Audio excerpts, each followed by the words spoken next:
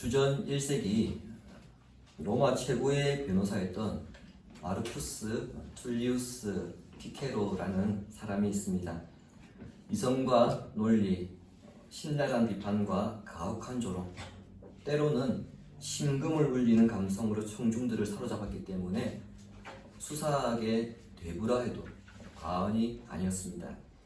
키케로가 숱한 재판에서 변론을 하였는데 그 가운데 가장 유명한 소송은 그가 젊었을 때 로마의 지방 총독 베레스를 탄핵하기 위한 소송입니다. 베레스는 총독 이전에 집정관이었으며 자신의 이득을 위해서는 부정부패를 교묘하게 이용하는데 둘째가라면 서러울 정도의 사람이었습니다.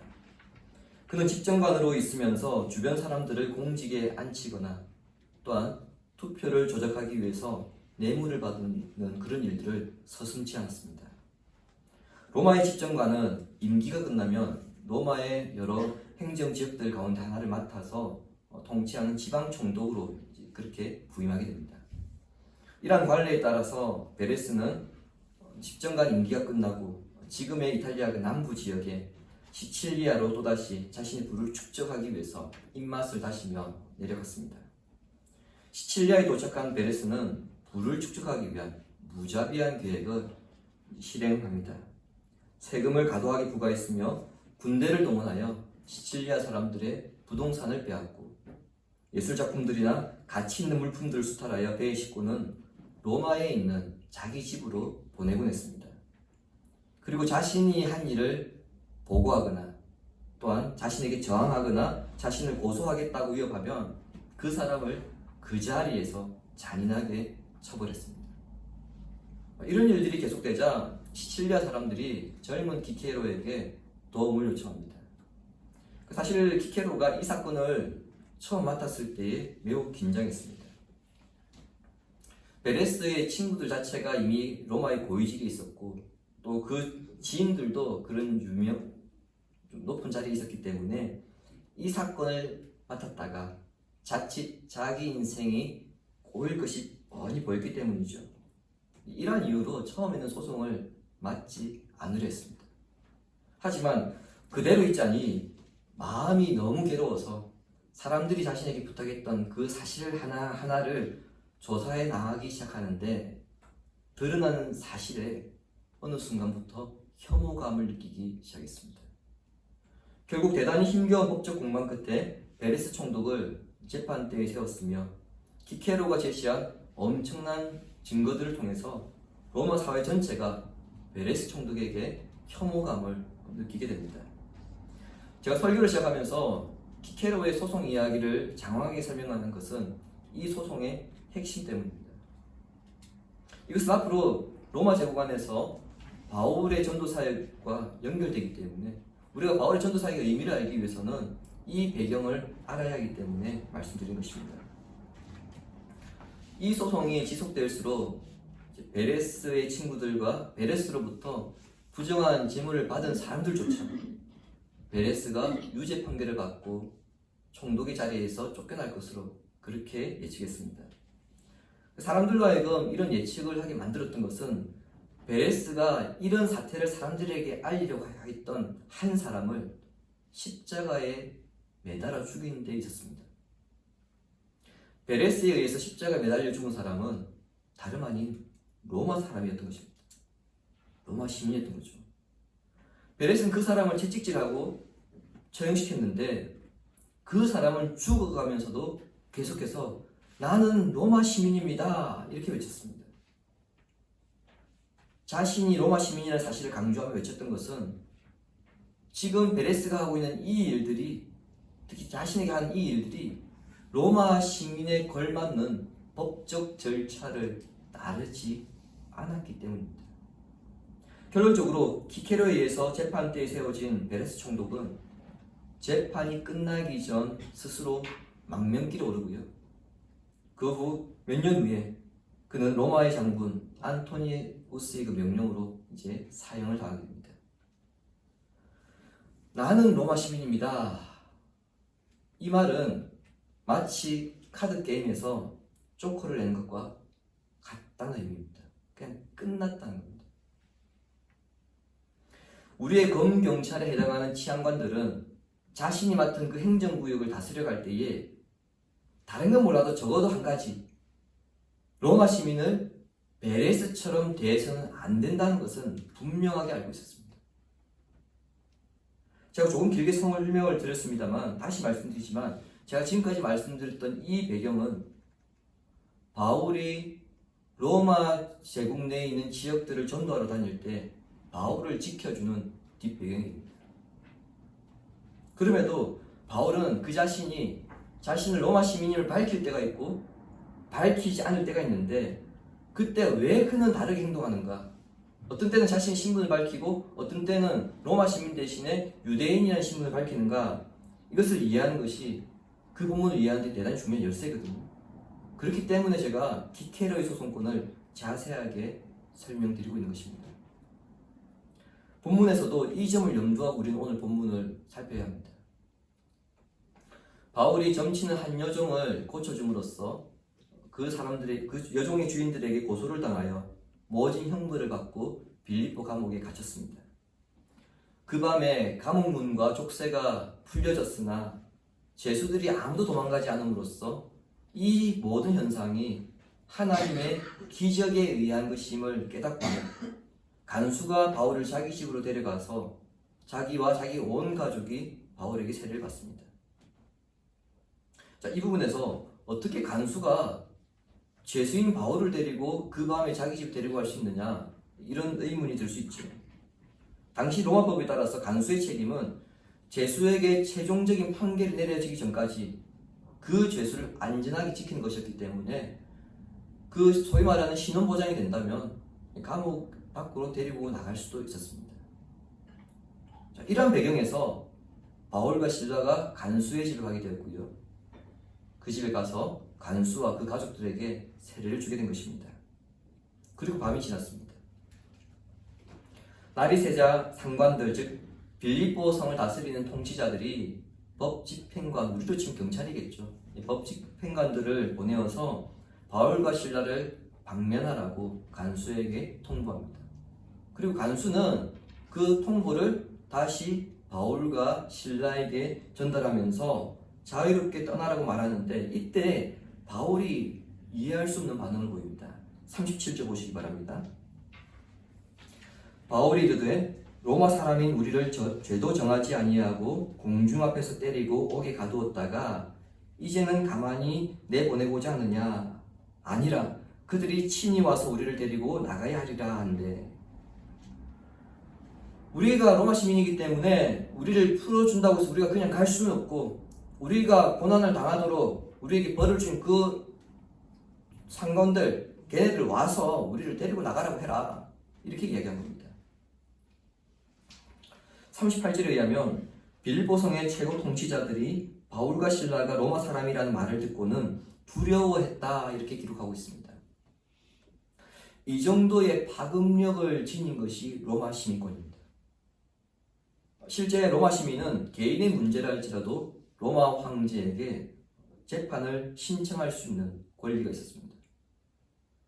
그런 신분이었던 바울이 여종의 주인들에게 고소를 당하여서 상관들 앞에서 혹독한 매를 맞고 감옥에 갇히는 그 순간까지 자기가 로마 시민권자라고 하는, 로마 시민이라고 사실을 밝히지 않았습니다. 그때는 잠잠했습니다. 이렇게 밝힐 거면 처음부터 밝혔으면 되잖아요. 처음에 자기 로마 시민이라는 사실을 밝혔으면 모진 고초를 겪지 않아도 되었을 겁니다. 이제 풀려나는 시점에 자기가 로마 시민이라는 사실을 밝히고 있기 때문에 궁금증이 들 수밖에 없습니다. 여러분은 이 상황이 이해되십니까? 지난주에도 잠깐 언급하였지만 결과적으로는 간수와 그의 가족들이 구원받게 되음으로써 자신들이 처음에 로마 시민권자임을 밝히지 않은 것은 잘한 일입니다. 그건 결과적인 이야기고요. 그러나 한편으로 로마 시민임에도 불구하고 자신이 로마 시민이라는 사실을 밝히지 않음으로써, 즉 침묵을 지킨 것은, 이것은 로마 시민다운 행동은 아닙니다. 로마 시민들은 자기가 로마 시민을 사실 밝히거든요. 그게 엄청난 자부심을 가집니다. 그런 점에서 볼 때에 바울의 행동은 로마 시민다운 행동은 아니었다는 겁니다. 어느 순간에는 유대인들처럼 행동하고 어느 순간에는 로마 시민인 것처럼 행동하고 있는데, 이 부분에 대해서 우리가 더 이해되지 않는 것은 이 기준이 일반 사람들의 생각과 기준과 다르게 적용되고 있다는 점입니다. 무슨 얘기냐? 일반적으로 누구나 두 개의 신분을 가진 사람들은 유리한 상황으로 그 신분을 이용하려 합니다. 예를 들어서요, 이중국적자인 경우 얘가 이제 군대를 가야 될 상황이 생깁니다. 그럼 우리나라와 미국 그 시민권 중에서 어느 걸 포기하겠습니까? 예, 대부분의 사람들은 약간 정신이 좀 제외하고는 거의 대부분은 우리나라 국적을 포기합니다. 군대 가기 싫다는 거죠. 왜입니까? 그것이 자신의 인생이 더 유리하기 때문입니다. 그러나 바울은 어떻습니까? 이런 일반적인 선택을 하는 사람들과는 정반대죠. 로마의 신분을 밝혀야 할 때는 오히려 침묵하여서 유대인 취급을 당합니다. 그리고 고초를 당했습니다. 우리는 이해하지 못하지만 여기 이유가 있거든요. 그것은 바울이 확고한 사명감을 인식하고 있었기 때문에 우리가 전혀 다른 선택을 하고 있음을 우리가 알게 됩니다. 사도행전 9장 15절과 16절 보시기 바랍니다. 주께서 이르시되 가라, 이 사람은 바울을 가리킵니다. 바울은 내 이름을 이방인과 임금들과 이스라엘 자손들에게 전하기 위하여 택한 나의 그릇이라. 그가 내 이름을 위하여 얼마나 고난을 받아야 할 것을 내가 그에게 보이리라 하시니. 많은 분들이 바울이 1차, 2차, 3차 전도 여행 그 여정을 이제 보면서 오해하는 것이 있습니다. 그것은 바울이 이방인의 사도로 부름받았다 이렇게 생각하는데요, 여러분, 그 오해입니다. 바울이 이방인들을 위해서 주의 부르심을 받은 것은 맞습니다. 그것 자체를 우리가 부인할 수 없습니다. 그런데 바울의 항상 1차 전도 대상은 누구였냐면은 이방인이 아니라 유대인이었습니다. 그것을 대표적으로 보여주었던 것이 회당 전도입니다. 우리가 13장과 14장을 통해서 살펴봤습니다. 바울이 1차 전도여행을 떠날 때에 항상 제일 먼저 찾은 곳이 어디입니까? 회당이었습니다. 왜요? 그곳에 유대인들이 있었기 때문에. 그리고 회당이 없으면 빌립보서에서처럼 기도처를 찾아갔습니다. 그나마 유대인이 한 명이라도 있을까봐 기도처를 찾았습니다. 그러니까 바울은 그의 전도 사역에 있어서 1차적으로는요 유대인들을 고려했고요, 그 다음에 이방인들을 고려했던 겁니다. 빌립보에서도 마찬가지입니다.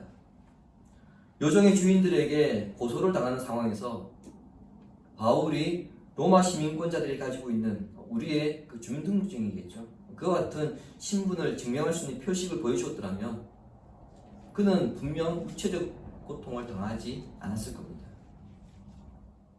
특히 고소자들이 자신들은 로마인이고 바울과 실라는 유대인이라는 이 사실을 강조하고 있는 상황에서 바울과 실라도 자신들이 로마인이라고 한다면 그것은 다른 유대인들에게 저 사람은 유대인이 아니다, 그런 인식을 심어주게 됩니다. 이것은 곧 빌립보에 몇 안 되는 유대인이라 할지라도 그 유대인들에게 복음을 전할 수 있는 기회를 차단시켜버리는 결과를 가져오게 됩니다. 그러므로 이 상황에서 바울과 바나바는 당장의 위험을 피하려는 세상적인 관점보다 복음의 관점에서 전도의 열매를 위해 로마인이 아닌 유대인의 신분을 선택했던 것입니다. 바울이 이와 같은 태도를 취했던 것은 이러한 삶을 사신 주님의 모범을 따른 것입니다. 빌립보서 2장 6절부터 8절 조금 길긴 한데요, 같이 읽겠습니다. 그는 근본 하나님의 본체시나 하나님과 동등됨을 취할 것으로 여기지 아니하시고 오히려 자기를 비워 종의 형체를 가지사 사람들과 같이 되셨고 사람을 자기를 갖추시고 죽기까지 곧 십자가에 죽으심이라. 아멘. 하나님께서 인간의 몸으로 이 땅에 오신 사건을 우리가 성육신이라고 합니다. 영광스러운 하나님께서 죄인된 인간의 몸으로 낮고 낮은 이 땅에 오신 이유는 하나입니다. 바로 우리와 같아지기 위해서입니다. 왜 하나님께서 우리와 같아지기 위해서였는가? 우리를 구원하시기 위해서입니다. 그것을 위해 하나님은 하나님이셨지만 하나님과 동등됨을 취하지 않으셨습니다. 바울 역시 주님을 본받아 자신의 권리를 포기한 것은 하나님께서 유대인과 이방인의 구원을 위해서 자신을 보내셨다는 것을 기억하고 있었기 때문입니다. 자신이 가지고 있는 그 기득권을 먼저 내려놓음으로써 영혼을 살리고 사람을 회복시키는 것이 바울이 가장 중요하게 여기는 기준이었음을 본문을 통해 우리는 발견하게 됩니다. 그렇다면 또 하나의 질문. 어차피 로마 시민임을 밝히지 않고 유대인의 신분으로 고초를 당했다면 방면되는 이 순간에 그냥 조용히 떠나면 되죠. 왜 하필 이 순간에 로마 시민임을 밝혀서 그것도 그것으로 끝나지 않고 그 빌립보의 최고 통치자들 나오라 해가지고 자기 자신을 배용하라고 하는가? 이 이유에 대해서 우리가 생각해보지 않을 수 없습니다. 이 질문 역시 바울은 교회를 위해서 자신이 로마 시민권자임을 밝히고 있는 것을 우리가 발견하게 됩니다. 바울과 실라는 자신들이 무지하다는 사실과 그리고 로마 시민권자라는 사실을 밝힙니다. 자, 이걸 밝혔더니 진짜 두 사람의 요구대로 그 빌립보의 최고 통치자들 상관들이 와가지고는요, 한 걸음에 달려와서는 바울에게 아유 미안하다, 안 아팠냐? 당연히 아프죠. 왜 이렇게 안 아플 수가 있습니까? 그러면서 이 사람을 배용하여서 감옥에 내보냅니다. 자, 여러분 이 이야기 여기서 끝났는데 그 지역의 최고 통치자들이 달려와서 한 걸음에 달려와서 이 두 사람을 감옥에서 정중하게 내보냈다는 이 이야기가 여기서 끝이 났을까요? 그렇죠. 빌립보 온 성에 삽시간에 소문은 퍼졌을 겁니다. 이로 인해 빌립보 교인들이나 그리고 앞으로 그 빌립보에서 교인이 될 사람들은 한 가지 확신을 가지겠죠. 적어도 우리가 그리스도를 믿는다는 이 이유 때문에 로마 시민권인 자라고 한다면 우리가 억울한 핍박은 당하지 않을 것이다. 이런 점에서 바울은 자신에게 주어진 신분이나 기득권들을 어떻게 해서든지 하나님의 나라와 주님의 몸된 교회와 그리고 지체된 성도들을 위해서 사용하려고 했음을 보게 됩니다. 빌립보 감옥에서 나온 바울과 실라가 루디아의 집으로 가거든요. 근데 본문은 이렇게 마무리합니다. 40절 보십시오. 두 사람이 옥에서 나와 루디아의 집에 들어가서 형제들을 만나보고 위로하고 가니라. 아멘. 루디아의 집은 바울과 실라가 빌립보에서 전도하는 동안 두 사람이 사용하였던 숙소였습니다. 하지만 방금 읽은 말씀은 루디아의 집의 형제들, 곧 예수 그리스도를 통해 하나님을 아버지라 부르는 성도들이 그 집에 모여있다는 것을 드러냄으로써 루디아의 집이 교회가 되었다는 것을 시사합니다. 우리는 16장 전체를 통해서 빌립보 교회의 초대 멤버, 개척 멤버들이 누구인가 쉽게 유추할 수 있습니다. 먼저 누구이겠습니까? 이 집의 주인인 루디아, 그리고 루디아의 집안 사람들이겠죠. 다음으로는 간수와 그의 가족들일 것이고요. 또 누가 있겠습니까? 귀신 들려 점을 쳤던 요종. 최소한 이 사람들은 멤버일 겁니다. 그리고 그 집에는 지금 바울과 실라가 함께 있고요. 바울과 한 선교팀을 이루었지만 감옥에 잡혀가지 않았던 디모데와 누가가 지금 그 빌립보 교회에 있습니다. 바울과 실라는 로마 시민권자이지만 이 사람들은 유대인입니다. 그리고 바울과 실라를 제외한 그의 다른 사람들은 대부분 이방인들입니다. 게다가 루디아와 점을 쳤던 여종은 여자입니다. 다양한 인종과 신분을 가진 사람들이 지금 루디아의 집, 빌립보 교회에 모여 있습니다. 유대인들은 이방인들과 한 자리에 모이지 않습니다. 성전 제사에서도 이방인들은 이방인 뜰에서 그들은 예배할 정도로 유대인들은 이방인들과 엄격하게 선을 그었습니다.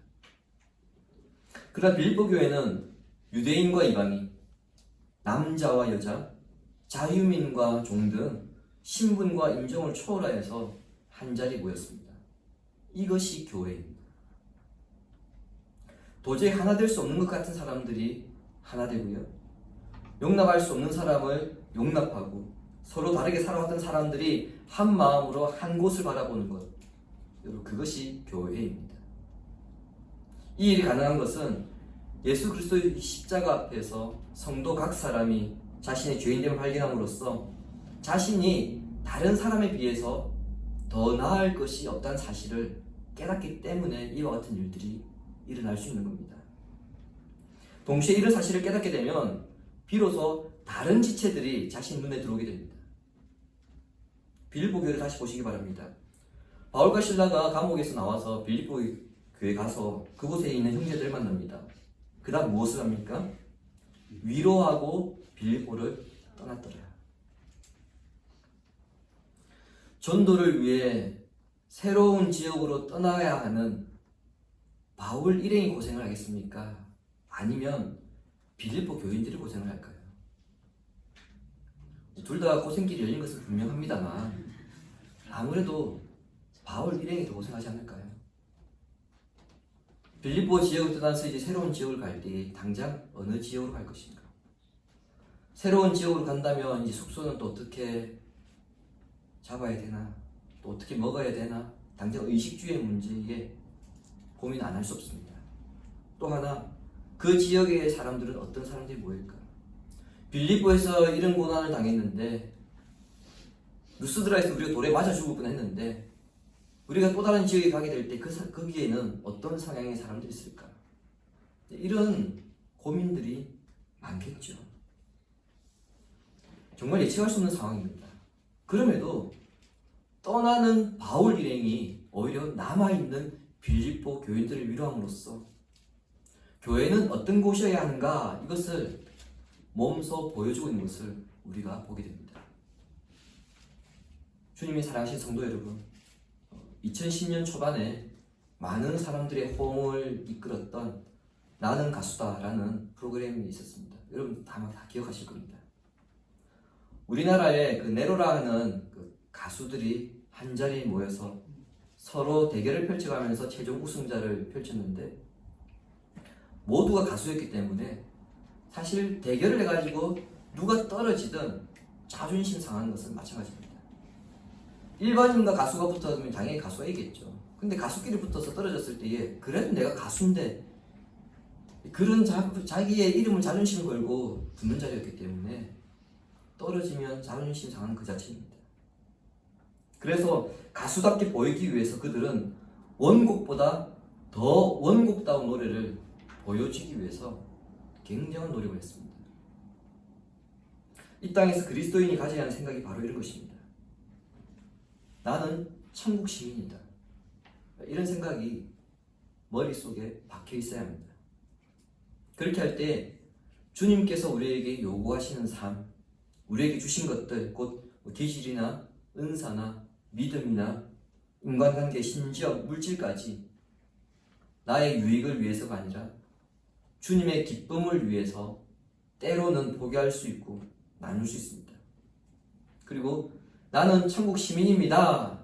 이와 같은 확고한 신념이 있을 때에 자신의 삶이 세상 사람들보다 신실하지 못할 때에 오히려 굉장한 자존심 상해하고 천국 시민의 삶을 보여주기 위해서 내가 어떻게 살아야 하는가, 그 길을 찾기 위해서 부단히 노력합니다. 그렇게 노력하는 사람만이 천국 시민다운 삶을 살 수 있습니다.